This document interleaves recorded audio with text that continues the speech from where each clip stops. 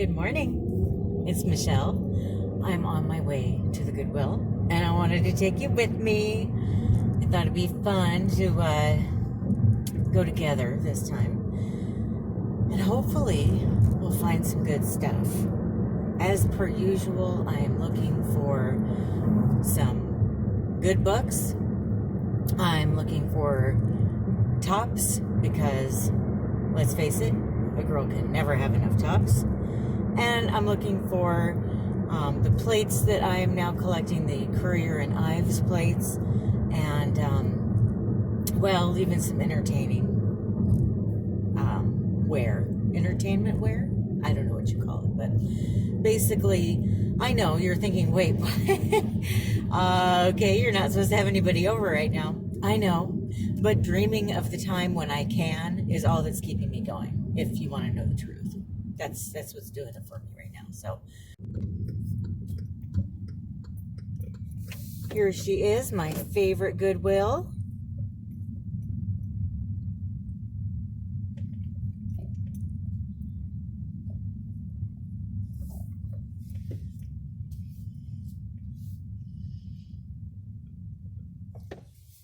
I like to park facing away from it so that the sun isn't so bright.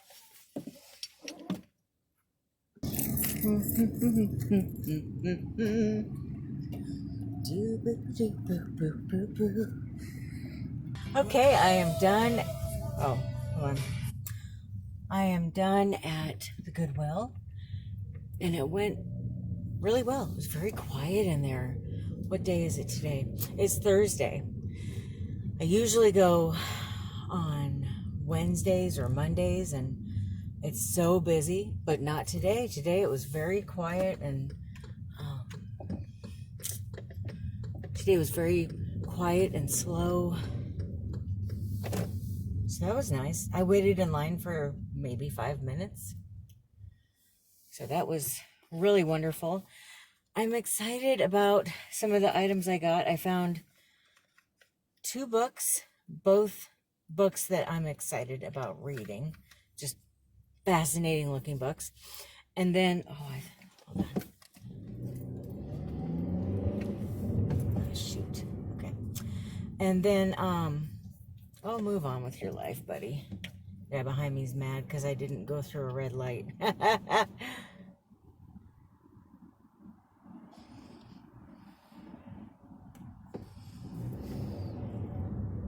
Go. Thanks.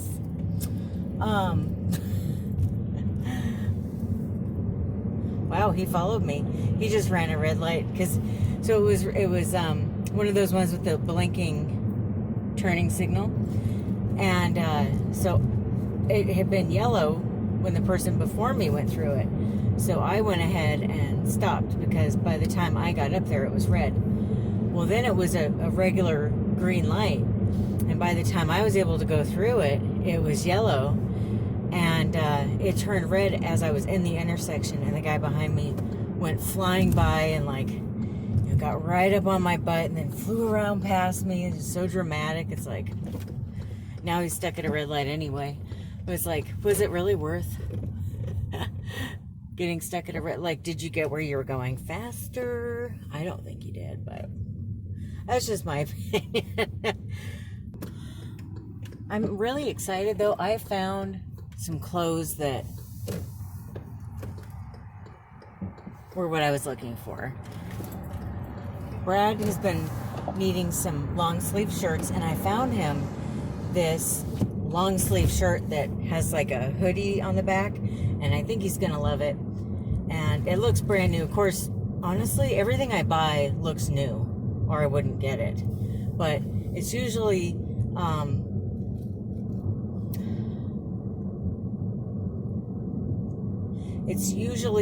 stuff that, even if the tags aren't on it, you look at the armpits and this little V right here, there's no stains, and look at all the stitches, make sure none are coming out, and that kind of thing. And if it doesn't look like it's ever even been washed before, maybe somebody bought it, threw it in their closet, and just never wore it. Those are the kind of things I look for. But I am excited to show you what I got. So I'll be right back. I'm back. and I'm ready to show you what I got. Okay, I love tin cans. I do. And I have one that I've had, gosh, I think my mom gave it to me when I first moved out of the house or something. I'll put a picture of it here because you see them online a lot. And I've seen a couple other ones that are the same size, but I've never been able to find one anywhere till today.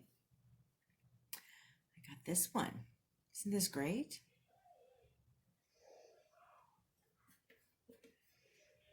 And I just think these are the cutest things ever. And it was 99 cents. So you really can't beat that price. The other thing I found in the Christmas section was a mug. I don't even know where my Christmas mugs are. I think they're all in storage or something. But I thought this was so cute. It's like, it looks like vintage wrapping paper to me. And I'm all about that life. Just thought that was so adorable. And this was $1.99. And it's one of those big mugs, which I like because I can use them for coffee, but I can also use them for soup. And this is, oh, FAO Schwartz who made this. It's just so adorable. If you hear a weird rustling sound, Zelda is under my feet playing with some sort of plastic she found somewhere. In the book section, I found this, The Road I Know by Stewart Edward White.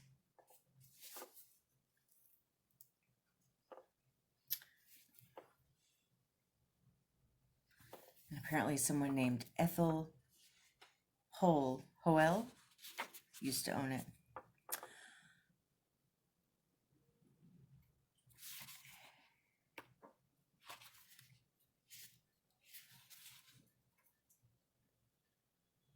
This book has a copyright from 1942. And I looked online to see what it was, because as you see, there is no jacket with the book. And what this is about is this gentleman, Stewart, who was a very well-educated book writer. I think I looked it up. I think it said he had a master's degree or a PhD or something from Columbia University. And he wrote books about, I'm just glancing at my notes here, travel, lumber, and mining, which is kind of neat. He was born in the late 1800s. And he and his wife, Betty, went to a party in March of 1918 where they played with a Ouija board.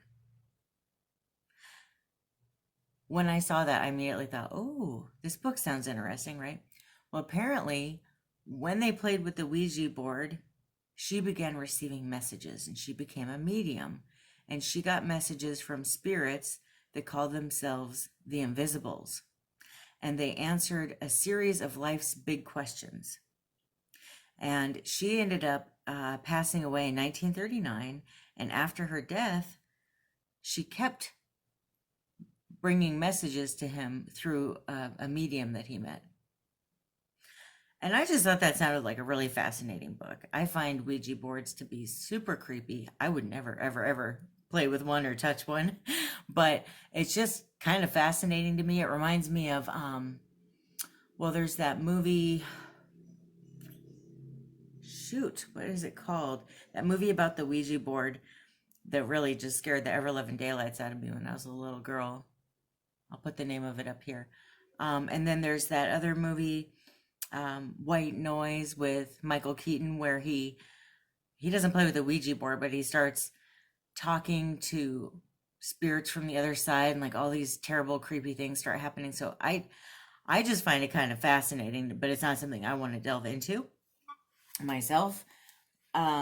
Anyway, I wanted to show you the contents, just so you can get an idea of what's in here.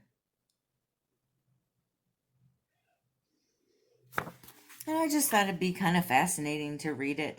If I like it, I like it. If I don't, I don't. That's okay. But why not give it a shot? And these books, he wrote a series of books based on different knowledge that she got from these spirits, and he called them the Betty books. And this one is 253 pages long. I'm not sure if this is, I think this is the first one that he came out with, and then the other ones came out afterwards, but I could be wrong. It might not be the first one, which just sounds very fascinating. And it'll look nice in my future library that I keep talking about. You're probably tired of hearing about it. Then I found this book. It is The Valley of Amazement by Amy Tan. She's the one that wrote the book, The Joy Luck Club, which is one of my favorite books of all time. And then she also, that book got made into a movie, which I really like the movie too. But she likes to write books about women and their relationships. She's written, I'm trying to think, some of the books I've read have been about women and their mothers, women and their sisters, that kind of thing. And this one, it says, Shanghai, 1912, Violet Minturn is the daughter of the American madam of the city's most exclusive courtesan house. But when the Qing dynasty is overturned, Violet is separated from her mother and forced to become a virgin courtesan. Spanning more than 40 years and 2 continents, Amy Tan's newest novel maps the lives of 3 generations of women and the mystery of an evocative painting known as the Valley of Amazement. Moving from the collapse of China's last imperial dynasty to the growth of the anti-foreign sentiment and the inner workings of the courtesan houses, the Valley of Amazement interweaves the story of Violet, a celebrated Shanghai courtesan on a quest for both love and identity, and her mother, Lucia, an American woman whose search for penance leads them to an unexpected reunion. The Valley of Amazement is a deeply moving narrative of family secrets, legacies, and the profound connections between mothers and daughters, reminiscent of the compelling territory Tan so expertly mapped in the Joy Luck Club. With her characteristic wisdom, grace, and humor, Tan conjures up a story of inherited trauma, desire, deception, and the power and stubbornness of love. So this is actually a historical fictional novel, and it is, let's see, it's a pretty long book here, 589 pages long. And that's one thing I love about her books, is she goes so deep into the history of China, which I just find very fascinating. And her and Lisa C. are just wonderful at that. This book was copywritten in 2013.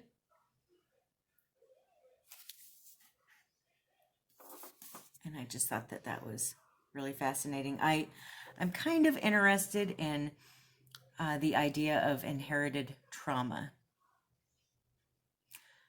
because, well, I guess a lot of us really, if you look at your family history, there's usually somebody who's been through a lot of trauma. But I have a grandfather who really went through a lot, and ended up having an unplanned trip to America, which of course, if he hadn't have done, I wouldn't be here, but he was a prisoner of war and everything. It was this crazy story, and he barely got out alive. And sometimes I've wondered if I didn't inherit some of that, you know. And when I look at Brad's family tree, he has a lot of survival in his family tree as well, like a bunch of harrowing stories. And it's just kind of interesting to me that exploring all of that. So I think that'll be a really good book as well. Sorry, my nose always itches this time of year. Okay, the rest of what I got was clothes. I told you in the car that I got Brad a hoodie shirt. And this is the shirt. It's got these buttons here on the front so he can have it buttoned up or leave it open right there. And it's got these stripes on it. I love this gray color. And it's got a darker gray, I don't know what they call that, kind of like a baseball shirt, how the shoulders and arms are a different color than the rest of the shirt. So it's a little bit of a darker gray there. And then the hoodie is also the darker gray color. I don't see any wear and tear on this. I think this is another, like pretty much everything I get at the Goodwill. I think this is something that somebody, I don't know, maybe they got it for a gift and threw it in their closet and never actually wore it and then donated it or something. Or, you know, sometimes you buy something thinking you're going to lose weight and you don't. It must be some situation like that because I don't see any wear and tear on it, but it's such a nice shirt. The brand is paper, denim, and cloth, and it's a large. It says it's made in India, and it's 60% cotton and 40% polyester. So that's great.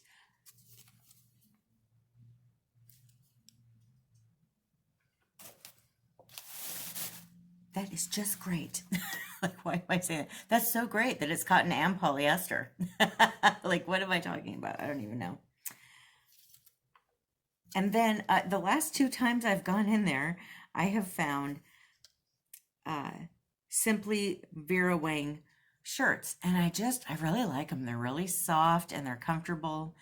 And what did I find today? I found another Simply Vera Wang shirt. This one was made in Vietnam. It's a 1X. I bet this is also a poly cotton blend. Let me see if I can find that before I show you the shirt. I really like the pattern on this one. It's the artist in me just loves this kind of pattern. Oh, 100% rayon. Okay. And this is machine wash. It says to wash inside out, but this is what it looks like. So it's kind of like a rounded V-neck. And it's got a high-low cut. And I just love that. It kind of looks like palm fronds, but in different colors. And that's super pretty. Just love these colors. The green and the dark blue and the pink. It's so pretty. But then it kind of reminds me of palm fronds. It kind of makes me think of bamboo. Just feels very creative.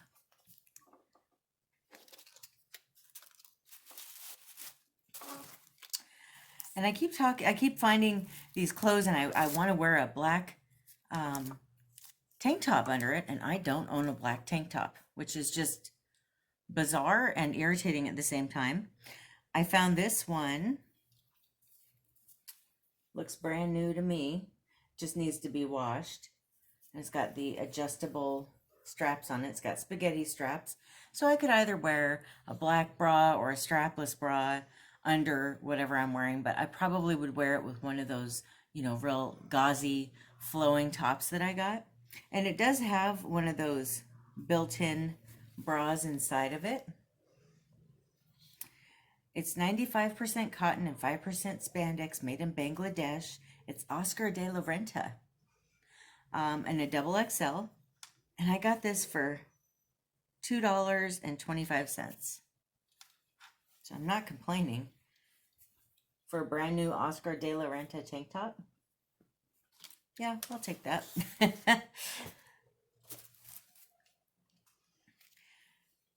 And I've been trying to find a couple tops that are just a solid color to wear under some of the different cute cardigans that I have.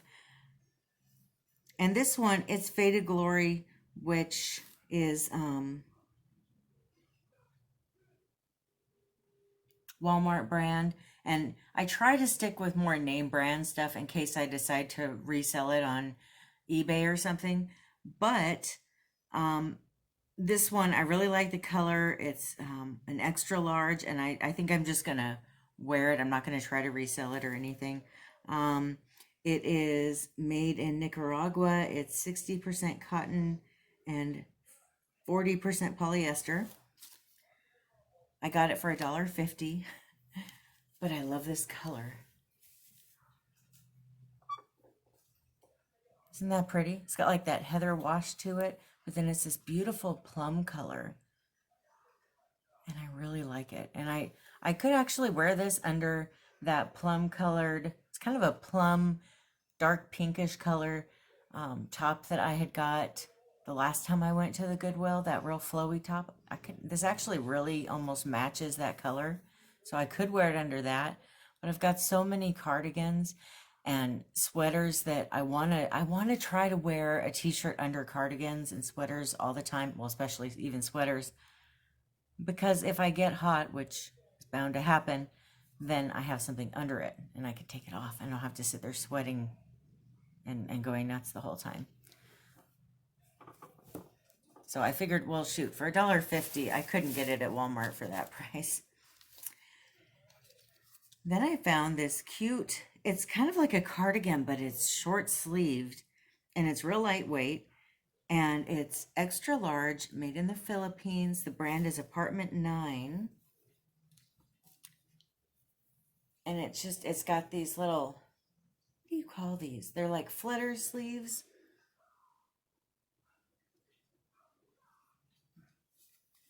And then it's got the elastic here, like this cinching at the back, like for the small of my back. And it's just got this real nice drapey cut to it. It's also got some elastic up here. It looks like it'll be about right there. And I just thought, gosh, that's so cute. I love how it's flowing and it's lightweight. I love dark brown. And I thought I could wear this any season of the year. So for a year-round item, you really can't beat the things at the Goodwill. And I got this for $2.50. So I'm super excited to try this on and show you what I'll wear it with. And then the last thing I got is just perfect for the fall or winter. It is Evan Picone, and it's a women's 20, but I figured Evan Picone usually runs a little small, right? So a 20 probably will fit me just fine. I normally wear a 16, or if something runs small, an 18, but for this brand, I bet a 20 would be where I need to go. It's made in Indonesia, and this one wasn't on sale. I spent a whopping $5 for it, and it looks brand new to me, but it's just so cute. I love plaid. I love red plaid. It doesn't have to be red, though. I just love plaid in general.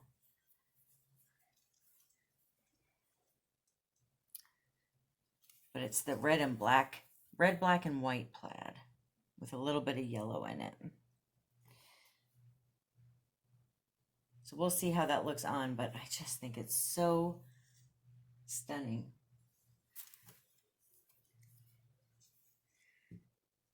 And I like how it buttons up, and then it's got this little tie front on it that I can tie in a bow up here or a little bit lower here. Just think that's super cute. I can't wait to see what it looks like on.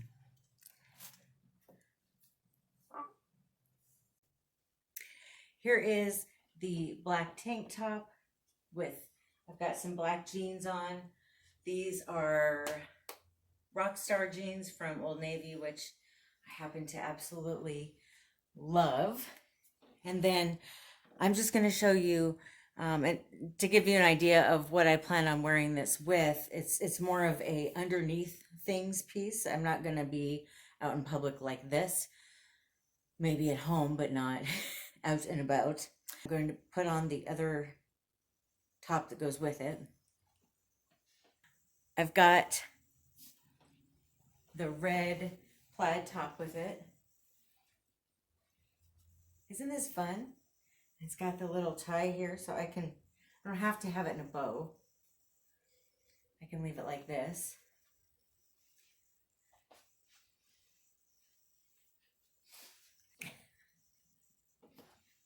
So I've got the tank top on underneath it. I'm sorry, I'm just laughing because Brad hates this shirt on me. And I love it. So you'll probably see it regularly. And what I like about this is it's very festive. It's very Christmas. But it's also, I can wear it with black jeans, a black skirt, anything red. I don't have anything red really to wear with it, but still. So I like that it's versatile. And I think these are fun. Being able to tie it in a bow or have it straight down. Evan Picone. And this is Oscar de la Renta. Wow. That must be a nice world to live in. Ooh. You really haven't heard of either one of those? Correct. Wow. Huh. Okay, well. You can buy them at Nordstrom's. Okay. Saks Fifth Avenue. That's about it.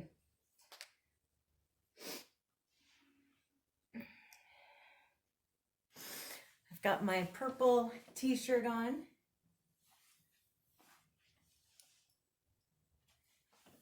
And what I like about this is I can wear it with 15 different cardigans. I'm trying to get a few t-shirts that are just a solid color so that I can layer them. And then with this one, I'm going to wear this necklace here, which I think I got this at Fashion, I think, or maybe it was Nadine West. When I was doing Nadine West, I got a decent amount of jewelry from them before we parted ways. But I love this color. And now I've got the Vera Wang t-shirt on. It's a little bit shorter than I usually wear, but I think it looks okay.